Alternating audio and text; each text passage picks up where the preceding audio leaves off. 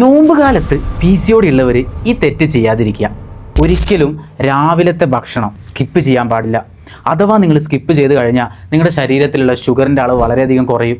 ദിവസം മുഴുവൻ നിങ്ങൾക്ക് വളരെയധികം ക്ഷീണമായിരിക്കും. ഇതൊക്കെ നിങ്ങളുടെ ഇൻസുലിൻ റെസിസ്റ്റൻസിനെ നല്ല രീതിയിൽ തന്നെ ബാധിക്കുന്നുണ്ട്. ഏറ്റവും നല്ലത് രാവിലെ ഓട്സ് കഴിക്കുന്നത്, മുട്ട കഴിക്കുന്നത്, നല്ല വെജിറ്റബിൾസ് കഴിക്കുന്നതൊക്കെ നല്ലതാണ്. രാവിലെ അമിതമായിട്ട് മധുരം അടങ്ങിയിട്ടുള്ള ജ്യൂസുകൾ, ഫ്രൈഡ് ഫുഡ്സുകൾ, സോഡകൾ പൂർണ്ണമായിട്ടും ഒഴിവാക്കുക. നോമ്പ് തുറന്ന് പിറ്റേന്ന് രാവിലെ നോമ്പ് എടുക്കുന്നതിനുള്ളിലുള്ള കാലയളവിൽ 2.5 മുതൽ 3 ലിറ്റർ വെള്ളം നിങ്ങൾ നിർബന്ധമായിട്ടും കുടിച്ചിരിക്കണം. നിങ്ങളുടെ ശരീരം എപ്പോഴും ഹൈഡ്രേറ്റഡ് ആയിരിക്കുക.